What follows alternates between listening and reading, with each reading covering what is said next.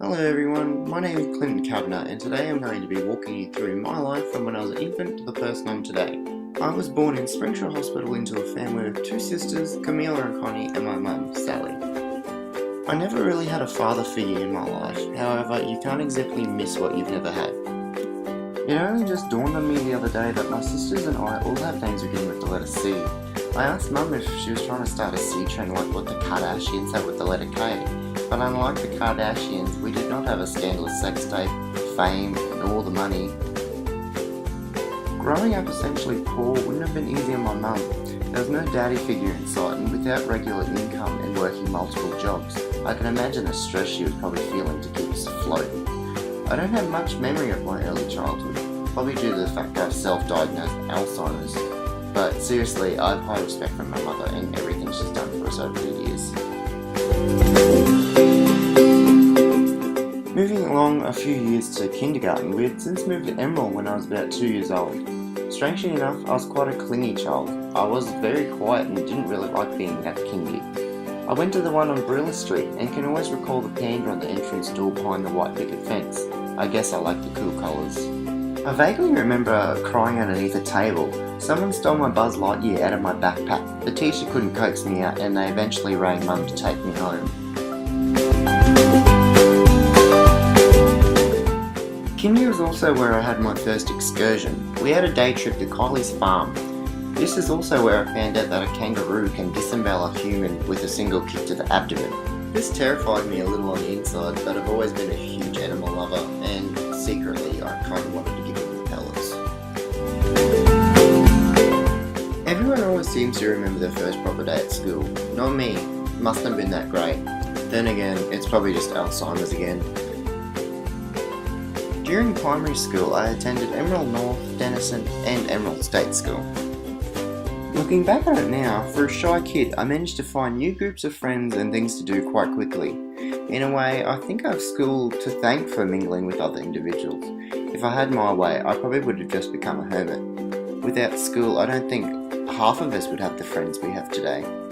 For almost 13 years of our lives, we don't have much of a social life without school. This is a place where we talk, work together, and have lunch together. In 2008, I moved back to my hometown of Springsure where I began grade 7. Yes, Springsure. Moving schools again, I felt like a bit of an alien. Even though I was born here, I have no recollection of actually living here. It was a lot smaller than Emerald, and I think I sat by myself for nearly the whole first term, as I didn't have much in common with the other kids. By term 2, I developed a small group of friends and began to open up once again. The school camp that year came around the corner fairly quick.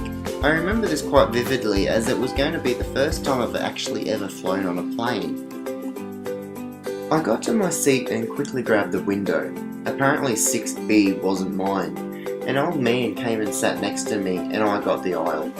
First time on a plane and I couldn't see a thing. I was the only one on the plane that didn't get to sit with their friends. Instead, I got the seat with the man who smelled like lemons. In the same year, we were assigned to do a maths assignment on mobile phones. This is when I discovered the iPhone and Steve Jobs. I know what you're thinking, yeah, Apple fanboy.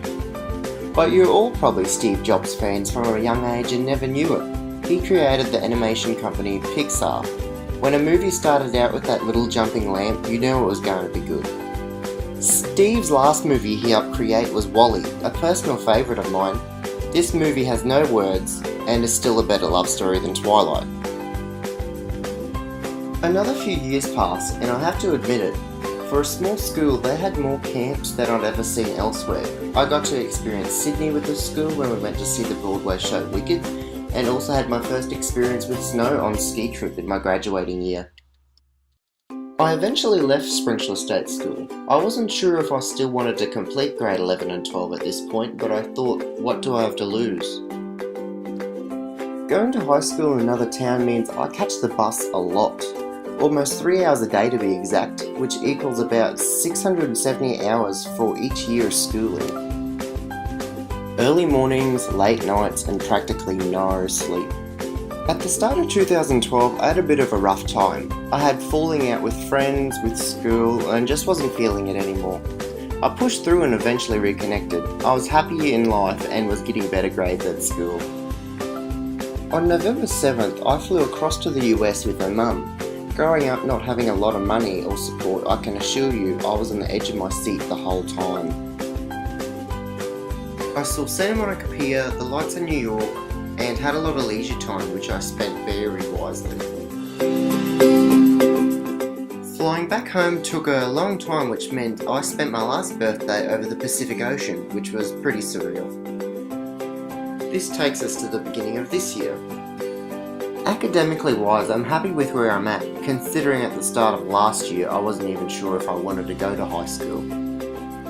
I have waited my whole life to finally walk out the school gates and never come back, but now it's here, I don't want it to end. I think a fair chunk of teens my age can definitely say that they are a completely different person when compared to themselves last year. For me, this meant staying in on Friday nights and watching movies rather than getting drunk. But in all seriousness, your aspirations change and you start getting an idea of what path you want to take in life.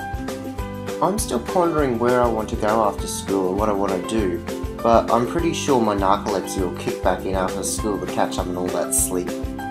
On that note, I'd like to wish our entire graduating Year 12 class the best after school. Think positive, breathe the air of new places and follow your dreams. Life's a journey, make what you can of it.